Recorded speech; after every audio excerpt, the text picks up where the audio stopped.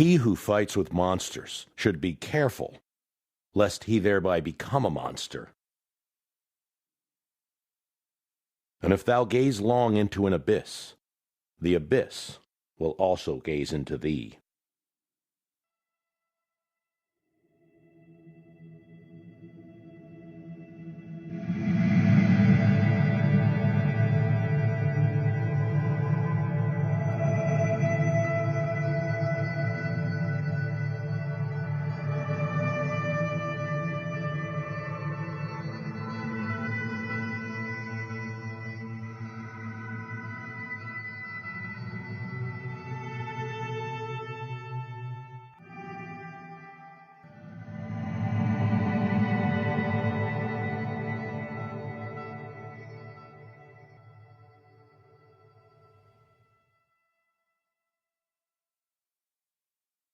It is in an airport hangar in Honduras in 1982 where President Reagan meets with Rios Montt, a military leader and now president of Guatemala after a coup. Because Rios Montt was a fundamentalist Christian, he was popular with many in Washington. He was indeed the head of his own church called the Church of the Word. "He is a great man," Reagan said at the meeting. "Totally dedicated to democracy.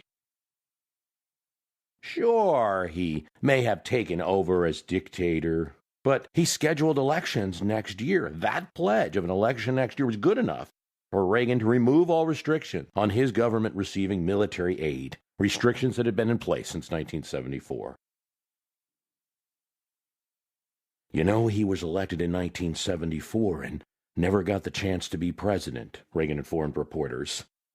That wasn't exactly the case. Montt had lost the election and then lost a runoff vote in the legislature. 30 years after the handshake in the hangar, President Montt was convicted, having run out his immunity in a human rights prosecution and genocide prosecution that began in Spain and was transferred to the Guatemalan courts. The court declares that the accused is responsible as the author of the crime of genocide. He is responsible as the author of the crimes against humanity committed against the life and integrity of the civilian residents of the villages and hamlets located in Santa Maria Nebar, San Juan Cotzal, and San Gaspar Chajul. Montt and many of the other Guatemalan governments, including the general he overthrew and the one that would overthrow him, were found guilty of murder of indigenous people.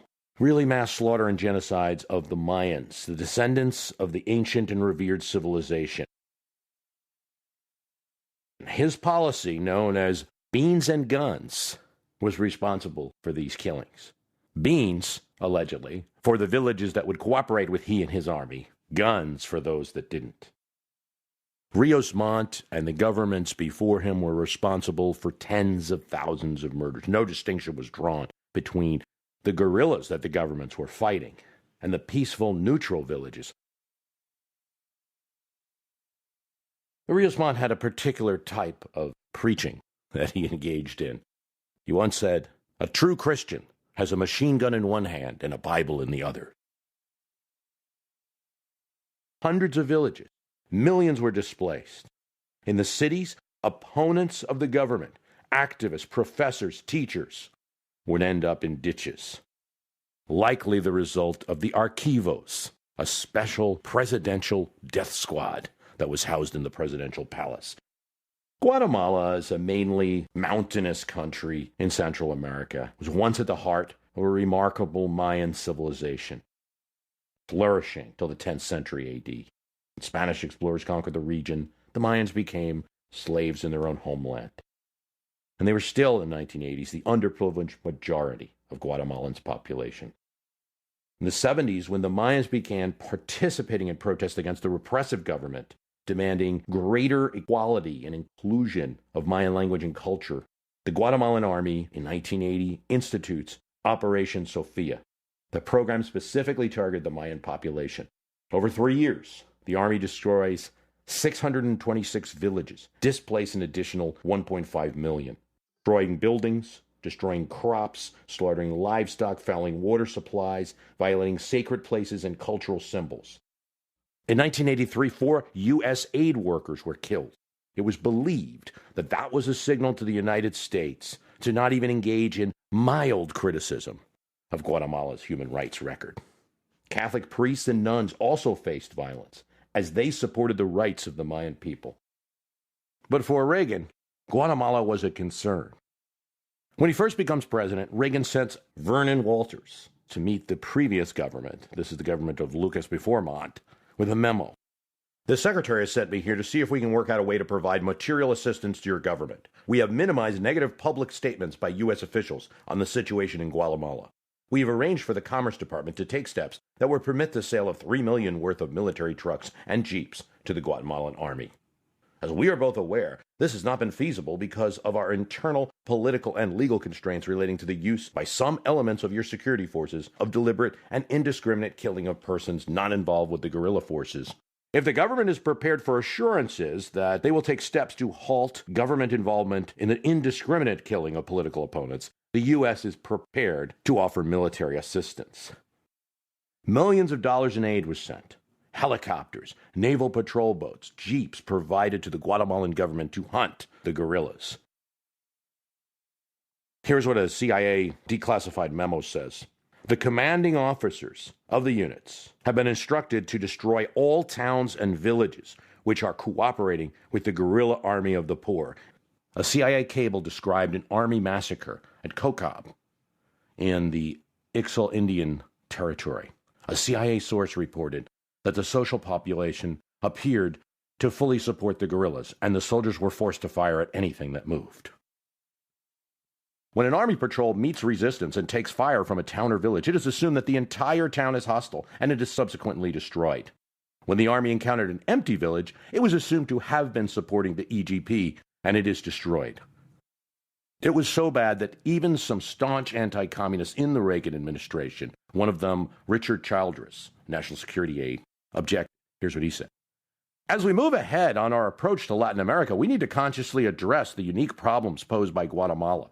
Possessed of some of the worst human rights in the region, it presents a policy dilemma for us. The abysmal human rights records makes it, in its present form, unworthy of U.S. government support.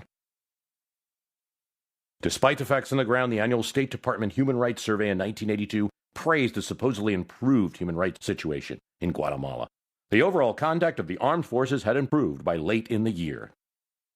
Special Envoy Richard Stone visits Guatemala in 1983 and praised the positive changes in Rios Montt's government. In 1999, the Historical Clarification Commission estimated that the 34-year civil war in Guatemala had claimed the lives of some 200,000 people, and the most savage bloodletting occurred during the 1980s. The panel estimated that the army was responsible for 93% of the killing, leftist guerrillas for the rest. 4% unresolved as to who caused them. During a 1999 visit to Central America, President Clinton apologized for the past support of right-wing regimes in Guatemala dating back to 1954.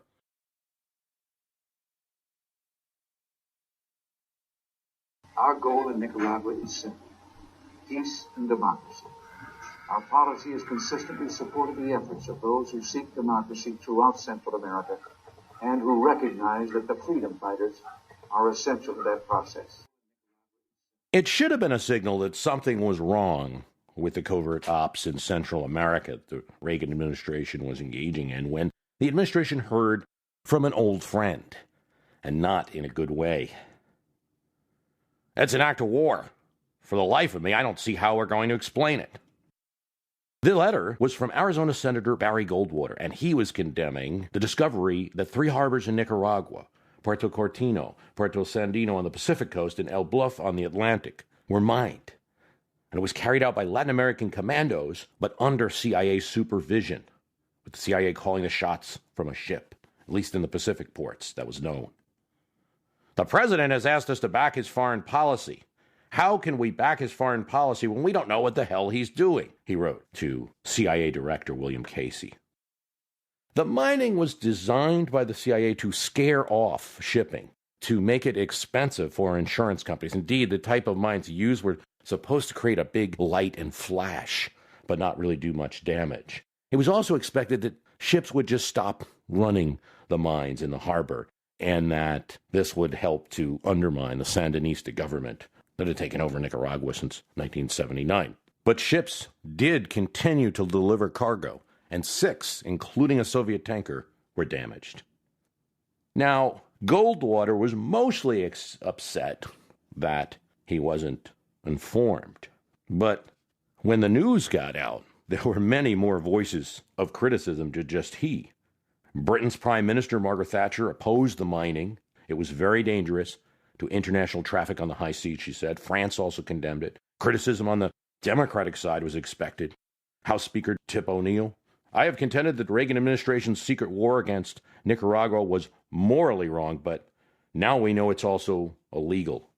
But it went beyond just the Democrats. 41 Republicans in the Senate, including the Majority Leader Howard Baker, joined in an overwhelming vote against the mining. Democratic presidential candidates, as we reached the 1984 election, pounced on the issue. If this pattern of irresponsibility and deception continues, I predict America could be involved in a full-scale war in Central America, Walter Mondale said. It was a return to the cowboy days of the CIA. Senator Gary Hart said. Jesse Jackson said Congress should consider whether the president was responsible for an impeachable offense. Ooh, the I word. But Reagan wasn't moved by the criticism or by Goldwater's letter. He writes back to the man that 20 years before he had supported in such a public way in his presidential election. And in his letter back to Goldwater, he informed him that, yes, you did, Senator, have several meetings with CIA Director William Casey, and you had been informed of the mining. Goldwater was unsure, and the reason was CIA Director Casey had a habit of mumbling. The joke that Schultz made is that he never needed to encrypt his phone calls. Though he might have said it in the meeting, and it might not have been heard. About the mining, Secretary Schultz said, we engaged in an effort that was better left alone, or left to the Contras to fight themselves.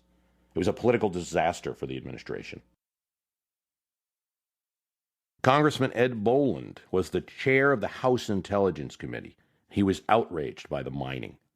He led a vote to condemn the mining in the House, and that would be followed later in 1984 by the Boland Amendment, forbidding U.S. aid to the Contra rebels attempting to overthrow the Nicaraguan government, something that would have dire consequences for the Reagan administration in years. Covert ops would do a lot of damage to Reagan's legacy and America's image in the hemisphere, but its intentions were actually coming from a softer place, sort of.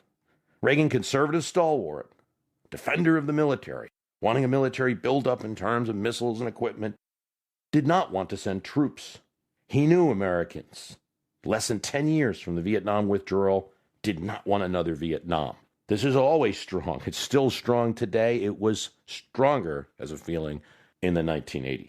The mobilization, the run-up for the Iraq War in 2003, it's just impossible to fathom that in 1983, even with the popularity that Reagan had. More than just public opinion, we think that Reagan himself didn't really want to send troops in. For instance, the end of his presidency, he's going to fight with his advisors who want him to send troops into Panama to go after Manuel Noriega, another Central American country where the U.S. is having problems in the 1980s. They have to wait for, and this is advocated by generals, by members of his administration, but Reagan resists, and they'll have to wait for President George H.W. Bush to get into office for that to happen. The harbor mining in reality caused damage to some boats and economic damage. But it was far from the most catastrophic event in the region south of Mexico and north of Colombia in the 1980s. Covert ops using Central American-based forces to do the bidding was the policy engaged in from the very beginning. A president doesn't pick the world situation. They get to inherit it from their predecessors. So it was with Reagan. In 1981, there was evidence of an increase in Soviet influence around the world. You have to take yourself to this point a little bit because now it's history. But Soviet troops are mobilized on the border of Poland. Soviets are in Afghanistan. They're involved along with the Cubans in Angola, various African countries. They're involved in Syria and the Middle East. Obviously, the Soviet Union is supporting Cuba and has been for over 20 years. Nicaragua overthrew its dictator Somoza, and now the Sandinistas are in power, and they receive a $160 million aid package from the Soviet Union. 200 MiG fighters were in Cuba, the largest air force in the Caribbean, larger than the rest of the 33 nations combined had. Rebels in El Salvador were fighting, with Cuban assistance, training and launching attacks in Nicaragua. From the first "So Help Me God" of January 20th, 1981, how Reagan handled the events was all his, and the president's first national security meeting found him engaged as he looked at the map, with a particular focus on two areas: the island nations of the Caribbean and the thin strip of land between Mexico and Colombia. "The Caribbean is our third border," Secretary of State Al Haig had said. Haig was an old Nixon hand whose selection was heavily influenced by that former president. Contacting Reagan, Haig and some of Reagan's staff didn't always get along. He would depart early on in the administration. But on this point, Haig and Reagan were of like minds. "My own feeling," Reagan says, "is that we are falling behind in establishing relations between the two Americas. We don't bring down governments in the name of human rights. None of them are as guilty of human rights violations as Cuba and the USSR." Cuba is causing trouble, sending advisors to Nicaragua and El Salvador, Haig said. Reagan's questions at the meeting indicated his feeling. What can we do to pressure Cuba directly? Haig makes a comment here that was excised from the record, but it's likely that he suggested attacking Cuba directly, a comment he had made off the cuff in other situations. We think he says this because Defense Secretary Caspar Weinberger then says in a declassified part that military action is risky because it involves checks and balances, limits from Congress, information that has to be provided at certain stages. Covert applications is the way to go. In Reagan's national security meetings, and he's looking at the Caribbean and looking at the map of Central America, human rights violations are not the top of the priority pile. Haig suggests to Reagan that El Salvador is a good test case for their policy of trying to block Cuba and the Soviet Union. Reagan concurs. It's a good starting point. A victory there would set a good example.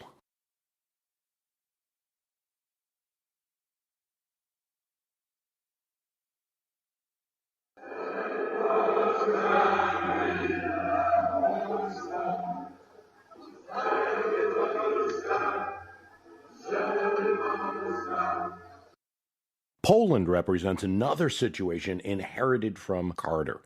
Throughout the 1970s, dock workers and other workers in the communist Warsaw Pact nation are organizing for better wages and against increased food prices. Poland is also the most Catholic of the Soviet-influenced countries, and the church is an element here in supporting fair treatment of workers, if not coming out directly against the government. Polish Pope is installed in the Vatican in the 1970s, and John Paul visits Poland. When he does, union activity that has been going on throughout the decade comes to the forefront, and there are demonstrations in the streets. These groups begin to come together in one common front in 1980 under the name Solidarity. They lead strikes, and when they gain concessions from the government, they are granted official independent association status, and they elect leaders. They demand more. They have a charismatic leader in Lech Walesa. He plans a general strike effort. Soviet Union is watching these events. They send troops to the bordering countries and begin military exercises. Everyone's concerned by this. The Catholic Church begs Walesa to call off the general strike. He does, although there are isolated events throughout 1980 and 1981. Moscow sends troops to the border, advisors to Warsaw. President Carter notifies the Allies, Britain, France, Western Germany, others, of his position that the Polish people must resolve this situation for themselves. He informs Leonid Brezhnev that interference in Poland would lead to problems, not just with the Polish-U.S. relationship, but with the U.S.-USSR relationship. Now there's carrot and stick in Carter's approach. He also threatens arms sales to China. Reagan takes over. These tensions remain, and all through 1981, dicey situation in Poland. Solidarity now has 10 million members across the country. There's also a rural solidarity that forms among the farmers with 600,000 members. The union demands increase. They're asking for better wages. The main demand that they're asking for is a 40-day work week. I know that seems like something we take for granted, but that was one of the main issues in 1981. There's another problem, too. Within the Polish government, the Communist Party, there's a little revolution going on in there as well, and there are some insurgents who want to have a more liberalized economy and less influence from the Soviets. They're understandably concerned. Reagan sees opportunity. This could be the break in the red dike. He's watched with some disappointment as the United States backed down in Hungary in 1956, in Czechoslovakia in 1968. The result of détente policies. Doesn't want the U.S. to be passive this time. A range of options is considered, from blocking trade with the Polish government to blocking trade with the Soviet Union. Things come to a head in September 1981. Here, Solidarity invites other Warsaw Pact nations to form independent unions as well. And in October, it calls for elections in all towns and a tribunal to punish acts of violence against strikers going back to the 1950s. The Polish government passes an anti-strike law and extends conscripts in the military that were set to be discharged. 46,000 of them will be extended in the army. In October 1981, protesters are disrupted with tear gas. Solidarity announces a general strike, and the Polish government announces that they will have soldiers in villages throughout the country to ensure food distribution and transportation is not disrupted. Solidarity carries out a strike. It's a 1-hour general strike, just kind of a warning shot that they can do it on October 28th. The Soviet Union is concerned. Brezhnev is concerned. Point of view of the Reagan administration, Haig, is that Soviets don't want to intervene, and that perhaps the best outcome for everyone here is that the Polish government takes care of this and it's resolved within Poland without Soviet interference. On December 13th, 1981, the Polish government, under former General Jaruzelski, declares martial law. 6,000 Solidarity members are arrested. Lech Walesa is detained. Him and hundreds of others are charged with treason, and the union is once again banned. Reagan looks at everything from sanctions, recalling the Polish ambassador back to the United States, closing the embassy, to sanctions against the Soviet Union. All of them have downsides. Severe economic sanctions against the Polish government are also going to hurt the Polish people. He doesn't want to disrupt some of the progress being made in arms negotiation or cancel any of the IMF talks. He decides to speak out forcefully to put moral pressure on Poland. And in that, he has a great ally. Shortly after Polish security forces moved into the streets, Reagan called the Pope. He sends Ambassador at Large Vernon Walters, busy man during this part of the Reagan administration, to meet with John Paul II. Walters arrives in Rome, meets with the Pope.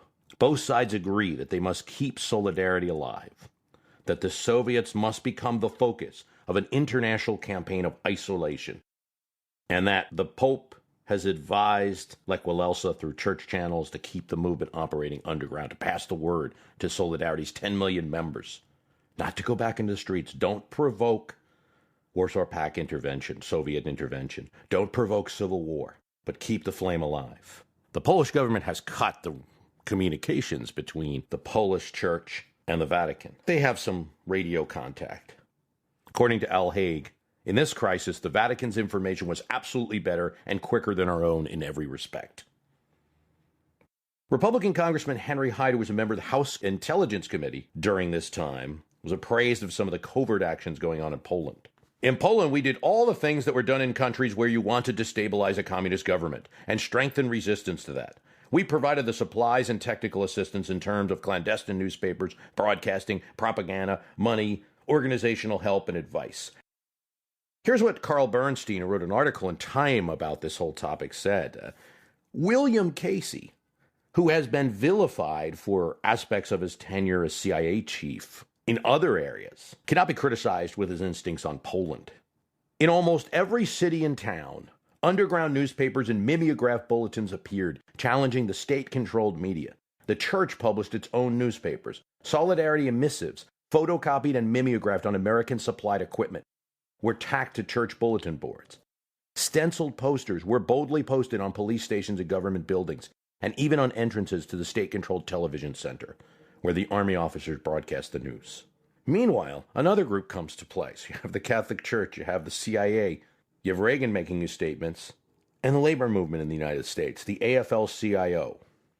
Lane Kirkland consulted frequently with members of the Reagan administration on how and when to move goods and supplies into Poland. Much of the equipment destined for Solidarity arrived in Poland by ship, often packed in mismarked containers sent from Denmark and Sweden, then unloaded at Gdansk and other ports by dockers secretly working with Solidarity.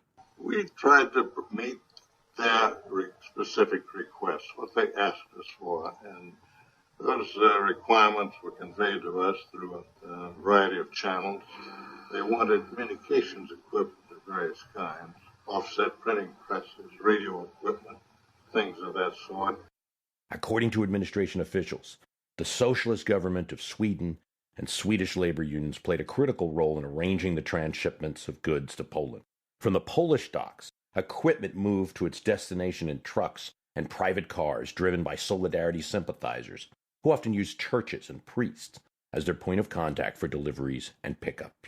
By 1985, there were more than 400 underground periodicals appearing in Poland, some with a circulation that exceeded 30,000. Books and pamphlets challenging the authority of the communist government were printed by the thousands. Comic books for children recast Polish fables and legends, with Jaruzelski pictured as a villain, communism as the Red Dragon, and Walesa as the heroic knight. In church basements and homes, millions of viewers watched documentary videos, produced and screened on equipment smuggled into the country. With clandestine broadcasting equipment supplied by the CIA and the AFL-CIO, Solidarity regularly broke into the government's radio programming, often with the message, "Solidarity lives," or "resist." There was a great moment at the halftime of the National Soccer Championship. Just as the whistle sounded for the half, a Solidarity Lives banner went up on the screen, and a tape came on calling for resistance. You have in Poland the most positive story in all of the things that might be looked at poorly in history when used elsewhere, covert operations and propaganda and trying to overturn governments. In Poland, it's a good story. And Reagan and his administration deserve the credit that they get for helping to change the situation on the ground, because it does, over time, get better. Carl Bernstein again. Step by reluctant step, the Soviets and the communist government of Poland bowed to the moral, economic, and political pressure imposed by the Pope and President. Jails were emptied. Walesa's trial on charges of slandering state officials was abandoned. The Polish Communist Party turned fratricidal, and the country's economy collapsed in a haze of strikes and demonstrations. In 1987, after Warsaw pledged to open a dialogue with the Church, Reagan lifted U.S. sanctions. 4 months later, Pope John Paul was cheered by millions of Polish countrymen as he traveled across Poland demanding human rights and praising Solidarity. By 1988, Gorbachev visits Warsaw and signals Moscow's recognition that the government could not rule without Solidarity's cooperation. Reagan's biggest contribution, as in many areas of his presidency, was his own voice. And this time, that voice came from a very personal place. Yesterday, I met in this very room with Ronald Reagans, the distinguished former Polish ambassador who has sought asylum in our country in protest to the suppression of his native land. He told me that one of the ways the Polish people have demonstrated their solidarity in the face of martial law is by placing lighted candles in their windows to show that the light of liberty still glows in their hearts. Ambassador Spasowski requested that on Christmas Eve, A lighted candle will burn in the White House window as a small but certain beacon of our solidarity with the Polish people. I urge all of you to do the same tomorrow night.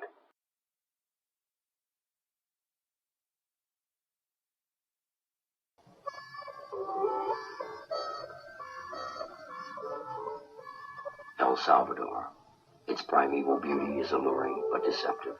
Throughout this land of lakes and volcanoes, a civil war has been raging since 1980, claiming the lives of more than 40,000 people. The guerrillas control 200 square miles of rich farmland surrounding the Wasapa volcano. All of this land belonged to one family. Yet, for El Salvador, no candles were lit. Martin Sheen narrated this video, taken by filmmakers literally under live fire.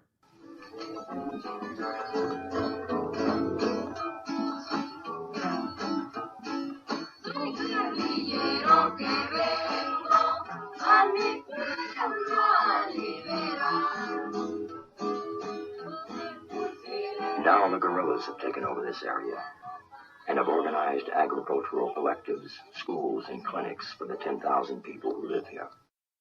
El Salvador is a nation the size of New Jersey. Power is held strongly by an elite group in the capital using the military and paramilitary death squads. Yet, as Reagan is taking office, the government in El Salvador is under attack from FMLN guerrillas, a united effort of separate forces that have been fighting each other in the 70s that were now combined. And before Reagan even becomes president, they launch their strongest offensive. And Carter is president. He's supporting the government of El Salvador, even though it's run by the right-wing Arena Party. He's providing aid because of some human rights abuses, including the killing of 4 U.S. church women. He suspends that aid, but now as the offensive begins, Carter restores it. So Reagan's policy, at least initially, is inherited in El Salvador, not in Guatemala and other places, but in El Salvador, is inherited from the Carter administration. They do not want another Nicaragua. There's a reason that the guerrilla offensive fails in 1981. And that's because while they can control the countryside and do control the countryside and have administrative units actually running the country in most places, there's something they can't do. Bring the attack to the capital. They're hoping for a massive general strike that will coordinate along with the guerrilla attack. All the workers will stop working and shut the country down. Well, they've run into a problem. And that is that every time there's a rally or a protest in El Salvador, the machine guns come out. Any person who's an activist, a labor activist, that would be available to lead a general strike has been either killed or terrified. When Reagan takes office, Carter's ambassador to El Salvador is Robert White. He's trying as he can in the country to maintain a political center between the rightists and between the Marxist guerrillas. This gets harder to do when he talks to military leaders. The guerrillas mortar the U.S. Embassy in El Salvador. When he tries to meet with labor leaders and seek their help in forming a centrist government, paramilitary forces, the death squads, simply kill them. White starts sending cables to the State Department criticizing the El Salvadorian government. The government has some friends in Washington, and White is criticized for this. In El Salvador, he and his wife are actually threatened. One of their security people says, your neighbors would like to have you killed. But the gravest incident of all is when White dines with 2 U.S. church women. These are Maryknoll sisters. They go the next day after dining with the ambassador to meet 2 others in the airport. They're captured, and the 4 are raped and killed. This incident causes outrage. One of the first things that Reagan does through Al Haig is fire Ambassador White. When White goes to Congress, when he criticizes the U.S. role in El Salvador, when he's critical of the fact that the U.S. is supporting the storyline of the government that the church women were murdered by renegade soldiers and not ordered by the government, when there's evidence of the opposite, he's removed from civil service altogether. It's in a small central town of El Mozote, where the town citizens, fundamentalist Christian people who are living in the jungle, and they're trying as best they can to stay at least neutral. They don't want to support the guerrillas. They don't want to be hurt by them. They don't want to be seen as overtly supporting the army either. The town citizens are told to gather in the square. If you gather in the square as the army comes through, they can pass through and they'll know that you're not helping the guerrillas. Instead, something very different happened. Pieced together by the few survivors, and later in court cases by a few soldiers who participated over the course of 3 days in January 1981, after the army forces had lost a battle to the guerrillas. Approximately 1,000 people, almost the entire population, were tortured, slaughtered. First the men. They're yelling at the men. They're saying, show me where your pistols are. Show me how you're helping the guerrillas. But they really have very little patience. And women. And then 146 children, ranging in age from 3 days to 14 years, were brutally murdered. There's a few comments because you do have a survivor who's hiding under a tree. You have another one who runs to the hill. You have a boy who heard things but was kept out of the village that day. That there were some comments, I don't really want to kill children, and this from the soldiers, and they were absolutely ordered from above that it was to send a message to other villagers to put them in absolute fear of cooperating in any way with the guerrillas. El Mozote was part of a new campaign, and in Spanish the saying was, sacar el pez del agua, to remove the fish from the water. A monument to the victims now stands in the town plaza. A garden with bright flowers and colorful murals has been dedicated to the 146 children. There was never justice for the El Mozote killings, but there was a kind of rough street justice, the kind that you might expect in a civil war between guerrillas and government. In 1984, the FMLN blew up Domingo Monterres's helicopter in revenge for the El Mozote attacks. He was known as the leader of the army at that time. Said a Rand Corporation analyst working for the Defense Department. A former U.S. military attaché to El Salvador recalled to me that in the middle of one of his many demarches to the Salvador High Command on the need to stop death squad killings, a high-ranking officer retorted in a dismissive tone that talk about respect for human rights was a luxury the United States could afford, only because of the cold efficiency of the death squads. We cleaned up San Salvador for you. Rallies gunned down, leaders of peaceful protest, labor groups, students killed, villages destroyed. Catholic Archbishop Oscar Romero was killed in cold blood in March 1980 while he was saying Mass in the National Cathedral. George Shultz, the second Secretary of State of the Reagan administration, summed up the situation in Central America thusly. The governments of El Salvador, Honduras, and Guatemala contained and tolerated many unsavory. Still, people in the governments were engaging in a stalwart effort towards democracy. The American left would have us leave these governments and not worry about communists. The American right would have us support the anti-communists no matter how outrageous their behavior. Now, there's a lot of excitement when, in 1984, Joseph Napoleon Duarte is elected president of El Salvador. George Shultz is going to talk about how the brave citizens of El Salvador voted despite intimidation from guerrillas. Reagan's going to say the same thing. What a great moment it was. The CIA had actually financed Duarte's campaign, and it was the person the U.S. wanted to see win. Born-again Christian, he impresses Washington talking about justice on his visit. There's some thought that maybe there'll be a better record. He does put through an apparatus to control the security forces and a land reform program. In reality, the same group controls the officer corps. Not that much change in the violence. Indeed, in 1984, in Cabanas, 80 unarmed civilians are killed by the army. 1 month later, another massacre. 50 displaced people in the Chatalango province are killed. The land reform program does require property owners to give up land so that it can be distributed. Goes to soldiers first, and the owners are allowed to keep the best lands. They're allowed to keep their equipment and livestock. And the rest of the land is not given to ordinary people. It's simply turned into cooperative farms. Many of the people working on these farms feel the same way they did before. The former landowners initially continued to derive income from production on the cooperatives as part of the cooperative's profit, went to an agrarian reform fund, which the former owners were to be compensated from. Now, Mike Allison of the University of Pennsylvania, Scranton, writing on Al Jazeera, talks about the other side to this equation.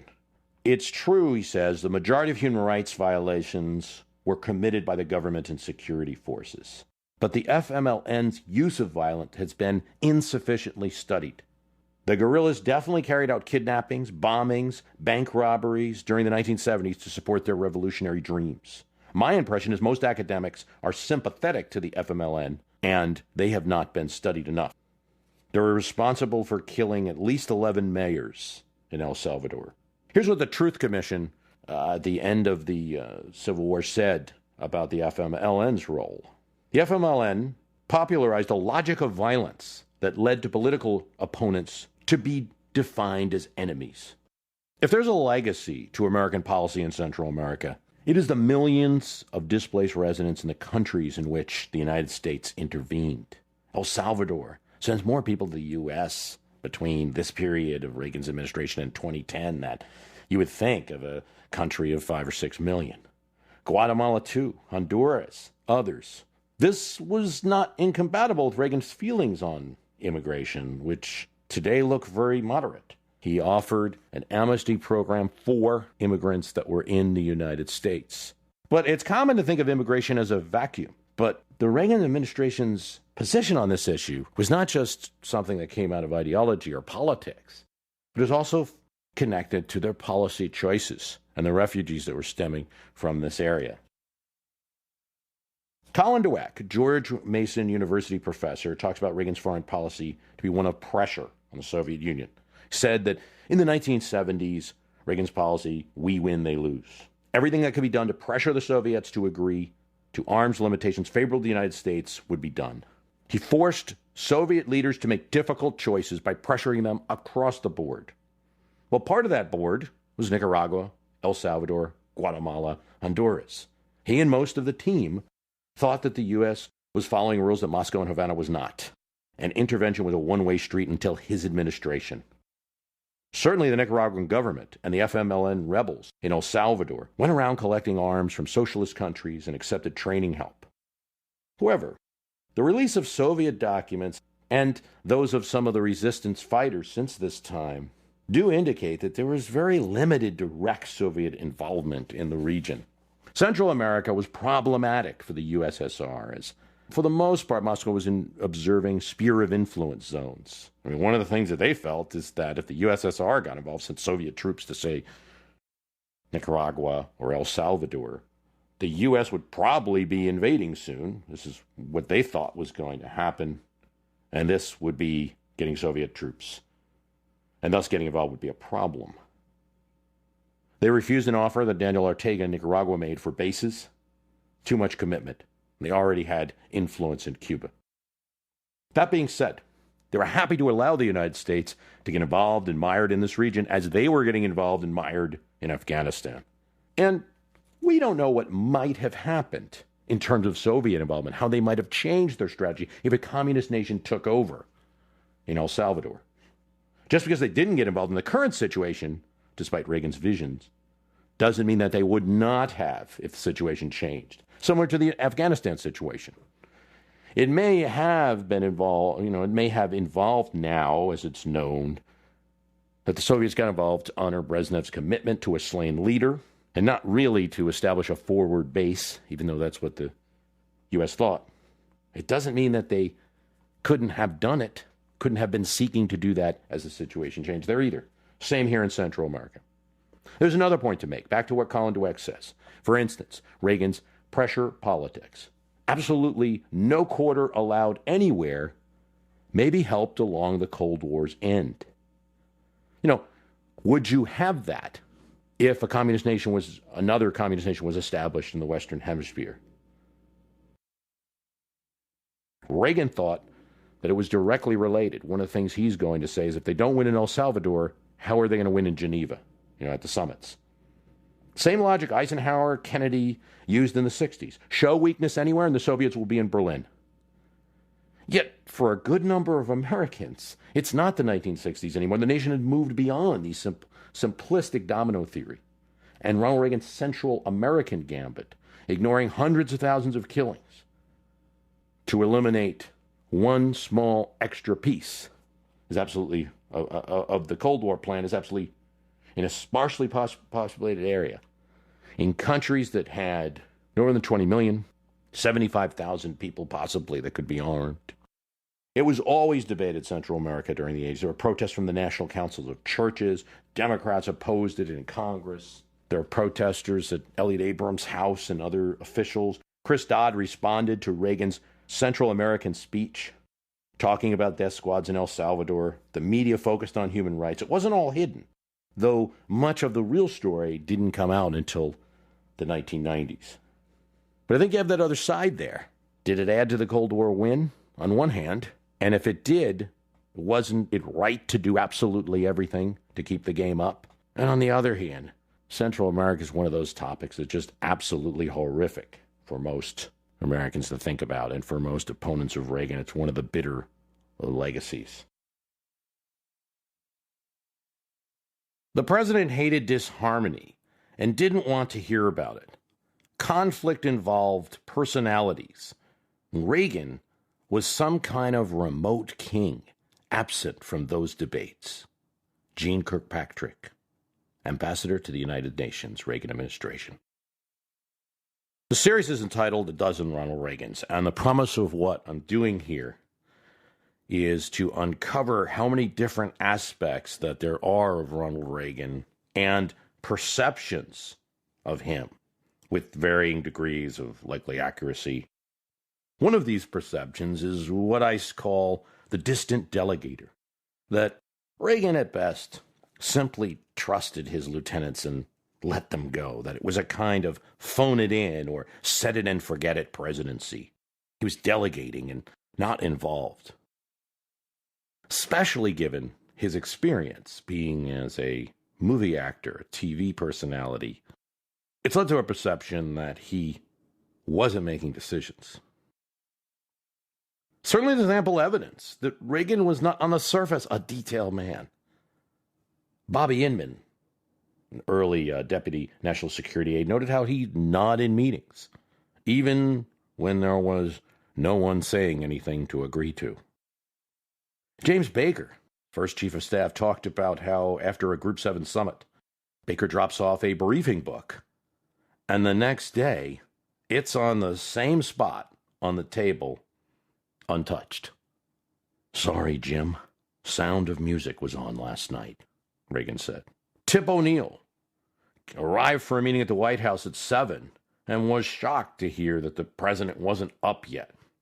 Reagan's sleeping led to jokes about his burning the midday oil. "It was a guesswork presidency," said Don Regan. "As Treasury Secretary, I was never told what was expected of me." Al Haig similarly badmouthed the management of the Reagan administration. "No description of duties, no roles, no other result but confusion." When George Shultz, who succeeded Haig, and Caspar Weinberger, the defense secretary, fought, as they did over many issues, Reagan asked them to settle it among themselves. That Reagan kept people at a distance, personally and professionally, is a well-documented fact, and a story known by family members, among many others. One need look no further than Nancy Reagan, the person that he was closest with. Here's what she said. "There's a wall around him. He lets me closer than anyone else, but there are times when I feel the barrier." His son Michael recalls how his father didn't even recognize him at his graduation from college. "It's easier for Dad to talk to thousands than one person. Staff were employees, nothing more," according to biographer Lou Cannon. Said one campaign aide, John Sears. Came from his Hollywood background. "See, there, the star is always the star, even if surrounded by a lot of important people who are making decisions around him." Richard Pipes, security aide, about his first national security meeting said he was totally lost once he was presented with two sets of competing information. James Baker again said, "Reagan's foreign policy was a witch's brew of intrigue." Martin Anderson, "He made decisions like a Turkish pasha, passively letting his subjects serve him." From William Bunch's Tear Down This Myth comes a critical view. The fact was, it was widely regarded through all the Reagan years, from start to end, that the commander-in-chief was remarkably disengaged, even uninterested when it came to foreign policy. Yet, on the other hand, there's definitely evidence that Reagan, once focused on something, spent a lot of time on it. By all accounts, Reagan was a reader. He spent an inordinate amount of time with his pre-inauguration staffing decisions. He read religiously, campaign manager Ed Rollins said. If you gave him 4 hours to read, he'd spend the 4 hours doing it, and there'd be notes on page 40. Michael Deaver said, he craved reading. I watched him devour countless books, white papers, position papers, memos, and biographies. Indeed, according to Mike Priest's recently published The President's Book of Secrets, and by the way, I encourage you to get that one. It's on Amazon.com. Priest is a listener to the show. This is a history of the president's daily briefing provided by the CIA to presidents and how each president reacted. Despite conventional wisdom that Reagan did not read a lot of anything, much less serious material such as current intelligence, he took his PDPs and accompanying intelligence reading quite seriously. His first 4 national security advisors, Dick Allen, William Clark, Bud McFarlane, and John Poindexter, each insisted that he read with diligence not only the PDB, but also other national security papers they put in front of him. CIA historian Nicholas Dujmovic reviewed the first 1,000 or so of Reagan's PDBs, which, like all previous PDBs, the CIA keeps in secure classified storage, covering almost half the Reagan presidency. He found markings or notations in the president's hand on about 10% of the copies. The president's notes included everything from simple marks of interest, checks, underlined words, brackets, double brackets, to questions and full sentences. Of course, this is all a double-edged sword now, isn't it? If we do accept that behind the image of Reagan of kind of distant delegator giving other people things to do and merely trusting his subordinates without direction, that might exclude blame for anything that went wrong or is distasteful to people in the 1980s or us now. Colin Dweck, professor from George Mason University, said the following: all presidents delegate to an extent, but with Reagan, it was extreme. We shouldn't pretend that this was a positive quality. However, he points out, Reagan, more than other presidents, made his overall policy goals, his strong anti-communist message, clear, which helps subordinates to know what to do. Indeed, when we examine another not well-known aspect of the Reagan administration's foreign policy, and that's Lebanon, you'll see a commander-in-chief both trusting a subordinate to a large degree, hesitant to go against someone who's more involved in a situation than he, but also willing to go a bit out on the limb where some of his advisors did not want to go. 1983, Beirut, Lebanon, and a group of French paratroopers are standing on a balcony of their barracks. They are peacemakers sent as part of a multinational mission. And on October 28th, they look across the airport and they see a flare of orange and yellow, the American headquarters. Gosh, what is going on? When an explosion in their own barracks rocks them as well. A yellow truck normally used to deliver water to soldiers, American Marines, part of a peacekeeping mission in Beirut, sped towards the Marine barracks at too fast a speed to be delivering water. But the guards were under instructions of the rules of engagement in place, that they could not stop any vehicle with force. By the time they had loaded and shouldered their weapons, the weapons weren't allowed to be loaded. The truck smashed into the compound with the equivalent of 12,000 pounds of dynamite. 220 Marines, 18 sailors, 3 Army soldiers, and an elderly Lebanese custodian died. 60 more were wounded. It was the worst single-day loss for the U.S. Marine Corps since World War II. Those who study the Reagan administration know about Lebanon. We know it's a terrible event. Sometimes it's used as Well, this was something that Reagan got in and got out of, so it's used as a kind of ruler as to the commitment of Reagan in terms of the use of the military. But it's certainly a group of events that would lead Reagan to send American troops to Lebanon. Lebanon, although in the Middle East, where Muslims were the majority, had a large Christian population. These are the Maronite Catholics. In 1932, they were the majority of Lebanon, and they wrote the Constitution. So they would always have a majority in the legislative branch and pretty much always have the presidency. And although by the 60s this had changed, Muslims were now the majority of people in Lebanon, the rules were kept the same. It was a volatile situation, and by 1975, civil war breaks out in Lebanon. Now, the gunfire in a distant land should not have been enough to trigger the attention of the United States, but this was the Middle East. Certainly, Lebanon is not figuring in at all into the campaign of 1980 or the speeches of a governor, Ronald Reagan, running for the presidency. Mostly concerned with the Soviet Union, hostages in Iran.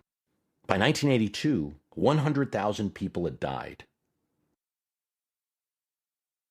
Still, these deaths wouldn't trigger U.S. attention to put Lebanon on the radar. In 1981, Syria got concerned that Christian forces under Bashir Gemayel came a little bit too close to the border, and Syrian forces got involved and bombed the town of Zail on the Syrian border.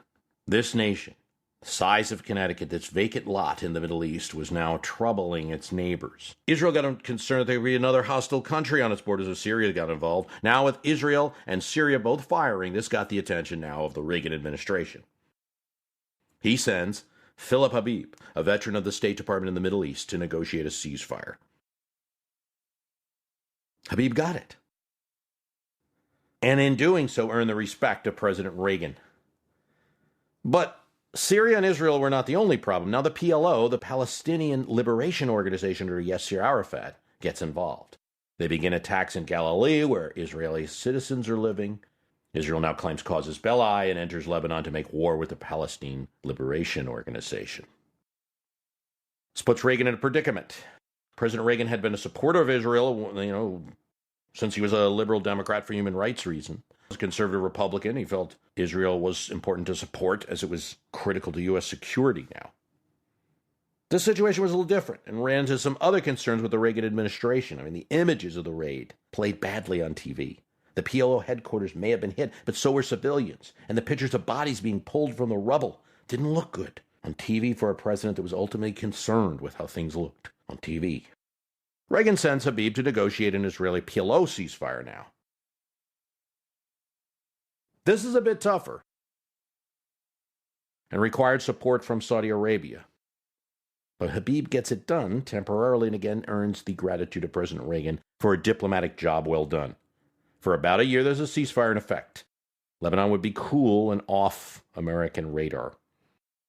Relations between Israel and the Reagan administration, despite his ideological support for Israel, would be difficult, though.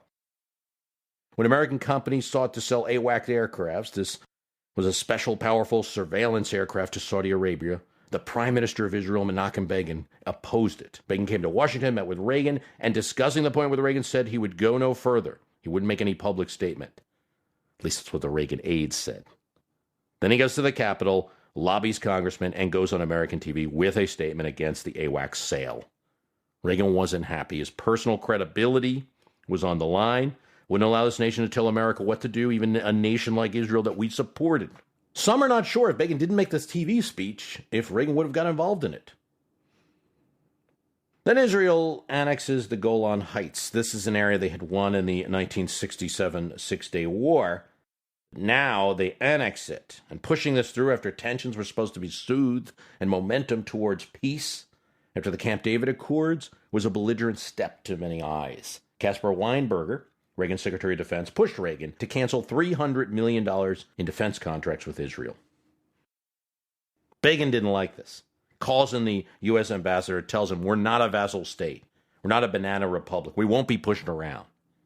So things weren't always so warm between Israel and the United States during the Reagan administration. June 2nd, 1982, the Israeli ambassador to Great Britain is killed by Arab terrorists. In retaliation, Israel blows up a sports stadium in Beirut. The PLO escalates and begins attacking Galilee, and this is where Israel, while Reagan was away at an economic summit in Vienna, tells Secretary of State Haig that they were invading Lebanon and did so. They told Haig it would only be a few days.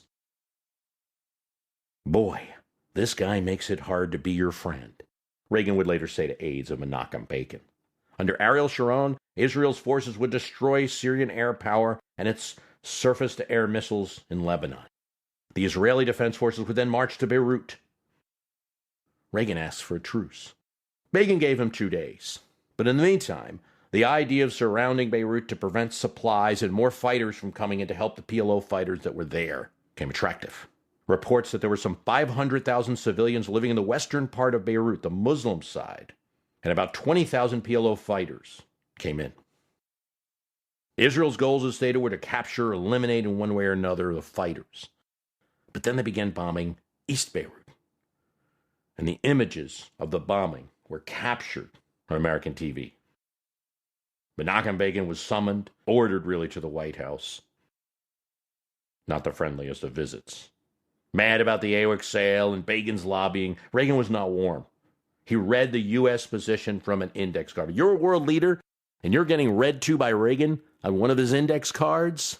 Yeah, that's trouble. There was no small talk. The invasion was raising tensions, and Israel needed to think seriously about it. Begin said it's not an invasion. Israel's was not seeking territory, but they would not leave until the Syrians and Iranians did.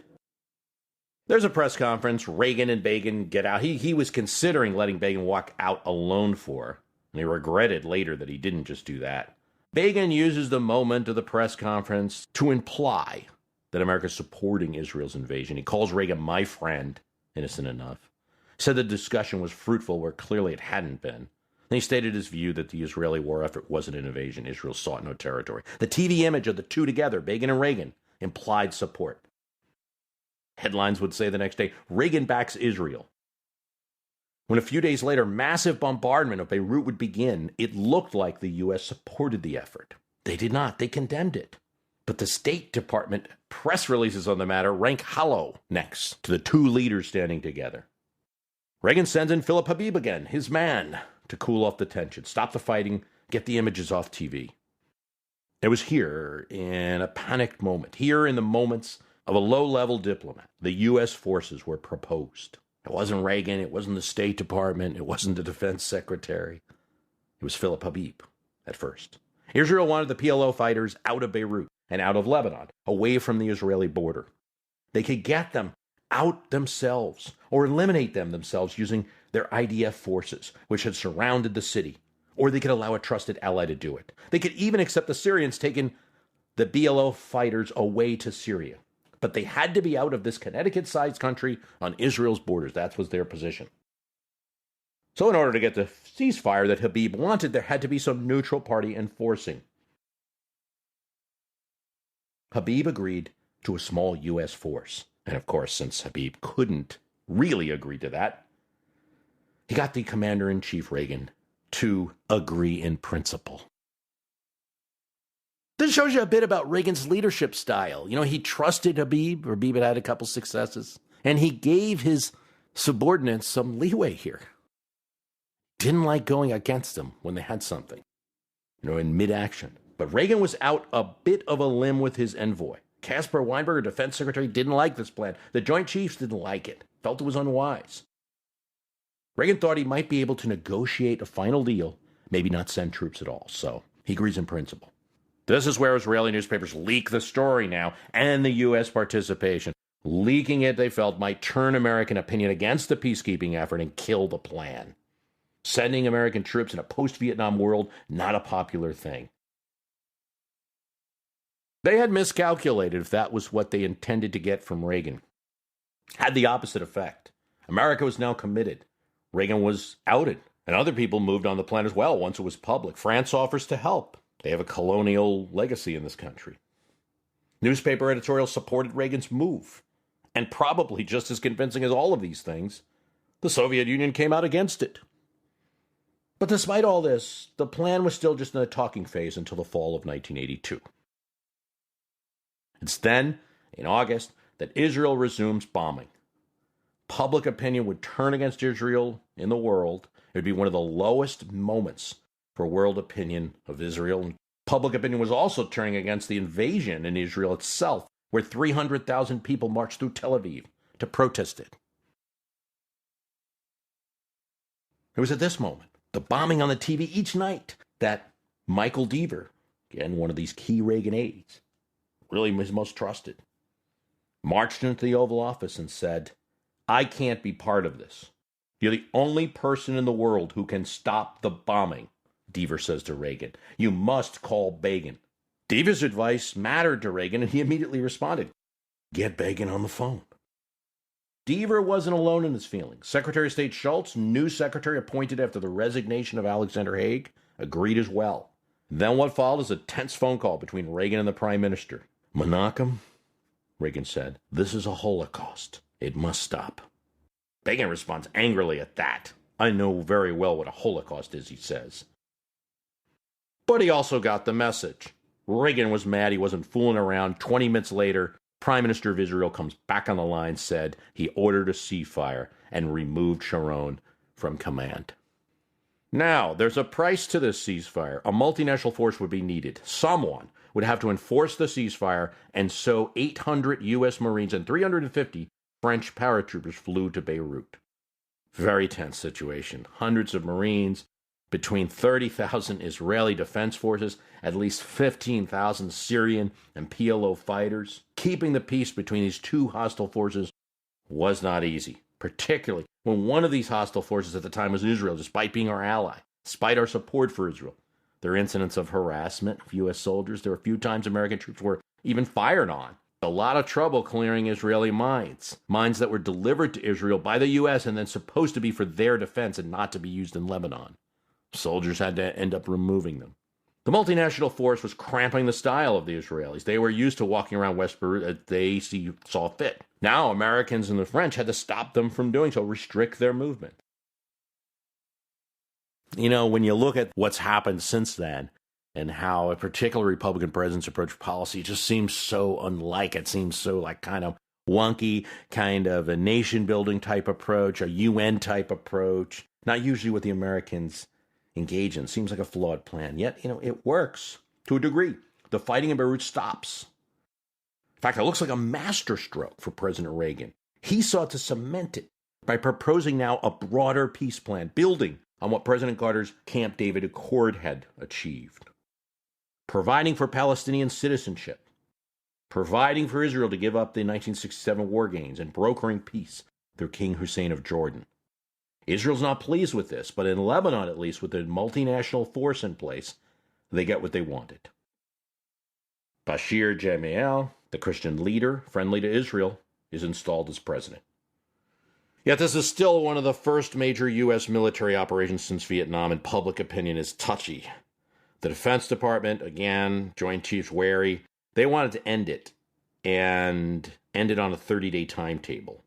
After proposing the peace plan, Reagan orders Marines that are on the ground back to ships. It happens so quick that it surprises the French. They make plans to withdraw. Reagan's a powerful leader. He's a popular president. He's still hesitant to go against that overriding American opinion and use force here. He's keeping it cool. Now, the reason for what happened next is debated. Was it a result of the Marine withdrawal or not? Secretary of State Shultz and Philip Habib opposed that withdrawal of the Marines. Caspar Weinberger, Defense Secretary, was for it. Whether one event led to another or not, Bashir Gemayel was assassinated in a bombing of his party headquarters. There was now complete and total anarchy in the country. Israel again enters Lebanon and quickly reaches Beirut, surrounding the western side of the city.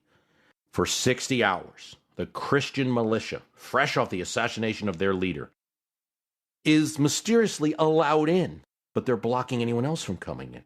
Ostensibly to find PLO fighters, but in the end they killed 700 people in an unchecked massacre. When Begin spoke at a UN conference, 2/3 of the delegates walk out. The Reagan administration sought to stop this fighting.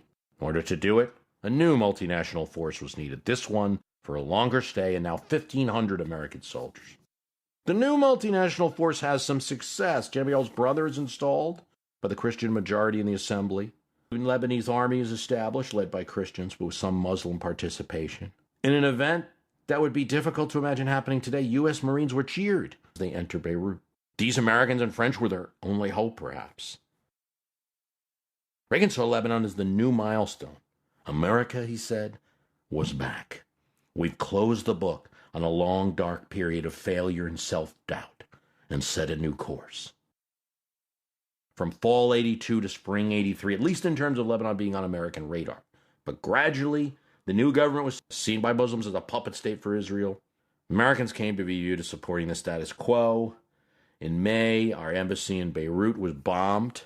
Though there was a ceasefire between Syrians, the Israelis, the PLO, and the Christian militias, there was one group that formed called the National Salvation Front, composed of various radical Muslim groups, even a few radical Christian groups who did not support the Jamiel government. They decided they had nothing to do with this peace agreement. They would attack Lebanese army forces and the multinational force. This is a dilemma for peacekeepers. What do you do if a group declares war on you? This is one of America's early peacekeeping operations, and so the rules were not all that clear. The soldiers in the multinational force, Italian, French, and U.S., had index cards which gave them instructions. Their weapons were not to be loaded unless hostile force was a threat. In Washington, Weinberger asked Reagan for permission to use the Navy's artillery against this new group, the National Salvation Front, in their positions, in order to assist the illegitimate government and the Lebanese army in maintaining control of the country. Navy artillery was used in a battle where the Lebanese army forces had been pinned down by the National Salvation Front, which changed the tide of the battle and gave confidence to the Lebanese army. Now the Marines began training the Lebanese army. But in doing all of this, it seemed like the right way to go, try to get the Americans out, try to Lebanize the conflict. Our neutrality is compromised. When a key Muslim leader called for Muslims participating in the government to leave and for soldiers in the Lebanese army to leave or be attacked, many did, leaving the government and Lebanese army as mostly a Christian enterprise, with the U.S. supporting it. Congressional support to waning. Tip O'Neill, Democratic Speaker of the House, had provided bipartisan cover to the Reagan administration and would refuse to criticize Lebanon until all troops were home. But other congressmen and senators began raising questions. Reagan became defensive. Our interests are at stake in Lebanon, he would say at the Beirut National Airport, where American forces were stationed. Over 2,000 passengers a week were now coming into Beirut, a country perhaps could get back on its feet, maybe. And then October 28th, 1983, that yellow truck speeds towards the Marine barracks and kills any chance of peace. May I share something with you I think you'd like to know? It's something that happened to the Commandant of our Marine Corps, General Paul Kelly, while he was visiting our critically injured Marines in an Air Force hospital. It says more than any of us could ever hope to say about the gallantry and heroism of these young men. Young men who serve so willingly so that others might have a chance at peace and freedom in their own lives and in the life of their country. I'll let General Kelly's words describe the incident. He spoke of a, quote, young Marine with more tubes going in and out of his body than I have ever seen in one body. He couldn't see very well. He reached up and grabbed my 4 stars just to make sure I was who I said I was. He held my hand with a firm grip. He was making signals, and we realized he wanted to tell me something. We put a pad of paper in his hand, and he wrote, Semper Fi. Well, if you've been a Marine, or if, like myself, you're an admirer of the Marines, you know those words are a battle cry, a greeting, and a legend in the Marine Corps. They're Marine shorthand for the motto of the Corps, Semper Fidelis, always faithful. General Kelly has a reputation for being a very sophisticated general and a very tough Marine, but he cried when he saw those words, and who can blame him? That Marine and all those others like him, living and dead, have been faithful to their ideals. They've given willingly of themselves so that a nearly defenseless people in a region of great strategic importance to the free world will have a chance someday to live lives free of murder and mayhem and terrorism. I think that young Marine and all of his comrades have given every one of us something to live up to. Reagan would not announce a withdrawal after the tragedy at the Marine barracks. But after a few more months, with the Lebanese government again collapsing, Reagan ordered the peacekeeping force out. Lebanon may have sunk a lesser president. The mistakes that were made there, lack of a clear mission, lack of force, no support from the populace, uncontrolled ground, really might have been used against a modern president today. But part of the reason Reagan did not suffer from Lebanon was that U.S. forces would be involved in another invasion right after this event. Still, Lebanon was, as Colin Powell said years later, one of the goofiest operations ever mounted. It was a country beset with every problem of the Middle East. Reagan's defense we had vital interest in Lebanon, a country so far away, rang hollow to anybody who knew better, but there was something admirable in the Lebanon operation. It was an early American attempt at peacemaking, an attempt to broaden our policy choices, to make us a player in the Middle East, an honest broker. It was linked with an attempt to build on Jimmy Carter's Camp David Accord, working, as President Clinton later would, through King Hussein of Jordan as a moderate ally. It was a diversion from Reagan's one-track rhetoric against the Soviet Union that demonstrated that he was a thinker and a game-time decision-maker and in control often of policy choices. It was also an attempt to stop people from shooting each other. We don't know what would happen if U.S. forces had stayed initially instead of leaving after that 30-day period. We don't know if that massacre in Beirut would not have happened. For a president routinely labeled as a warmonger, Lebanon was an indication that Reagan could seek peace as well. When the operation was hopeless, the president didn't linger. Didn't worry about the politics of withdrawing. Prior to the embassy bombing, Reagan diverted a ship that was headed to Lebanon and sent them south to a small island, a nation that few Americans had heard of. It was ostensibly the result of a cry for help from island nations in the Caribbean, in Dominica, in the Grenadines, to rapidly escalating events on the island of Grenada. The country's leader, Maurice Bishop, was no friend to the United States. He was a communist with ties to Cuba. But he was overthrown in a military coup, and the United States feared the result of that move more than they feared Bishop, especially because Grenada had been on U.S. radar for a while for building an airport that the U.S. thought might be used to provide Soviet and Cuban military transports, a way to land in the island. Grenada insisted that never was the case, but the runway at 9,000 feet was, the Reagan administration felt, longer than what was needed for commercial flights.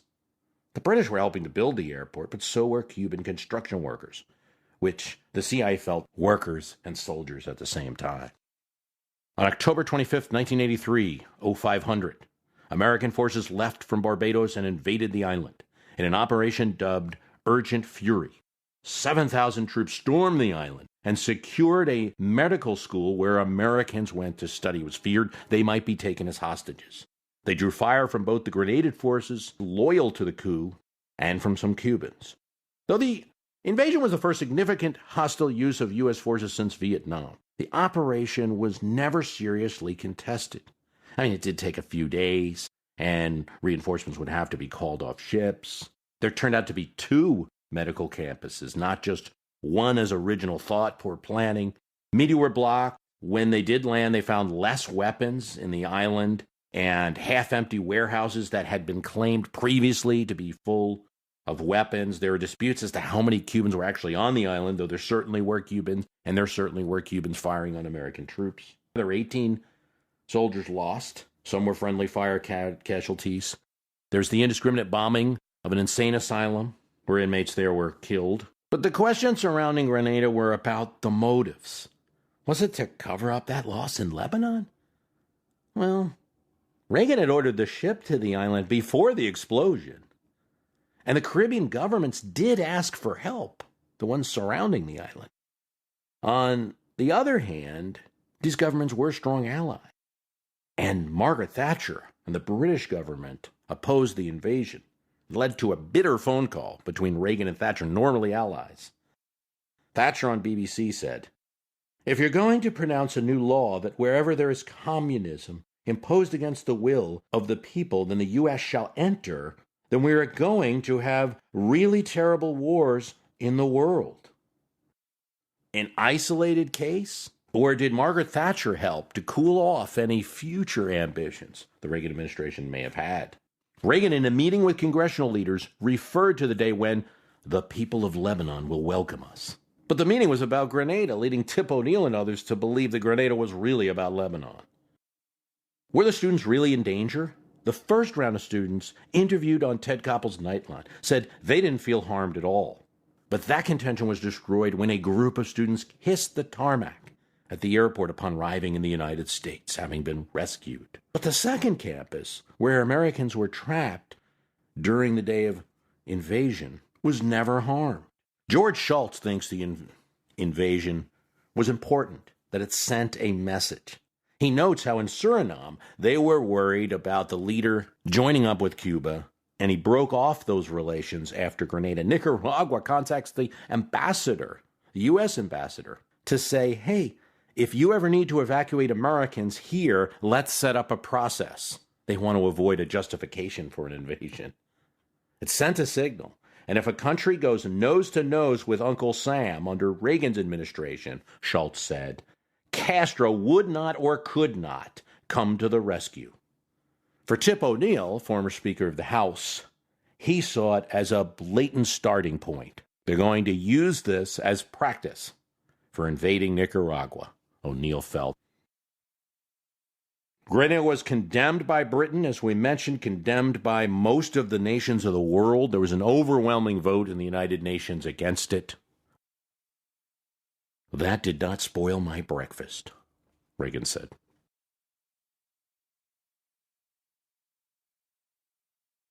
Just like the second person to land on the moon is not known as well as Neil Armstrong, Reagan being the second president to go to China is not really in history as important as the first president to go to China, Richard Nixon.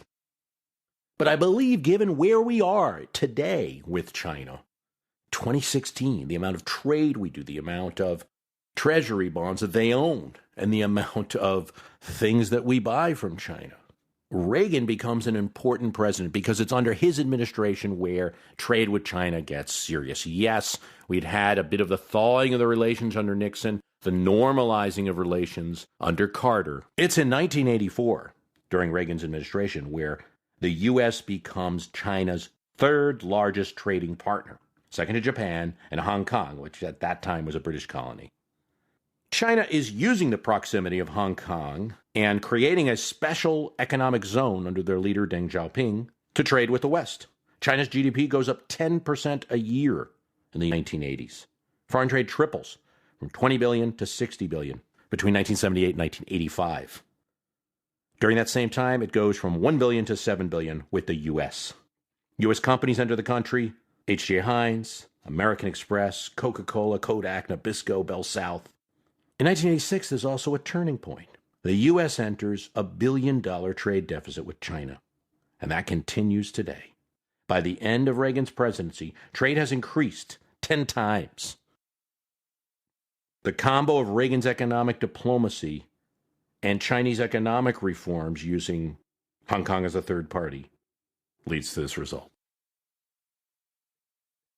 In many different countries, the Reagan presidency had a great effect on what we see today. Recently, Ronald Reagan's second wife, Nancy Reagan, the love of his life, passed away. And so this provokes me to give some unplanned comments on Nancy Reagan's role in the Reagan presidency. I can't do a complete talk about Nancy Reagan's life. There's, I think, some exaggeration, also some truth. First of all, I think the most important thing to consider is there probably wouldn't have been a President Reagan. For that matter, probably not a Governor Reagan, maybe, but definitely not a President Reagan without the encouragement and support of a wife like Nancy Reagan. So you start with that. Now, I think there's a perception that Nancy Reagan was controlling a lot of events in the White House, but I don't believe that direct control was there. I think there was some influence. Mostly Nancy Reagan operated through staff. And I'm thinking of James Baker. I'm thinking of Michael Deaver. When Don Regan really didn't get the support of Nancy Reagan, his days were numbered. So she had a kind of indirect control through the staff who would keep her informed. She influenced things that way. But if Reagan felt strongly about an issue, Ronald Reagan prevailed. And there were some issues she simply could do little about. Indeed, while she might have been part of the influence for Don Regan's firing after the Iran-Contra scandal, she couldn't stop Don Regan from being hired in the first place, even though she didn't like him very much. So I think there's a limit to the perception that's sometimes out there about the level of control that she had over the presidency.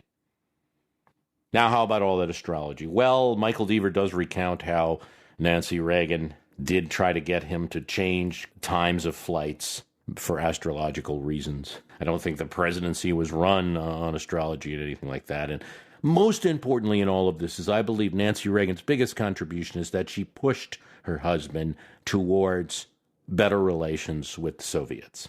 I don't think she's directly responsible for the end of the Cold War or anything like that, but she was one of many forces pushing him in that direction and encouraging staff who were doing the same. And for that and so many other things, she should be remembered. This is part 4.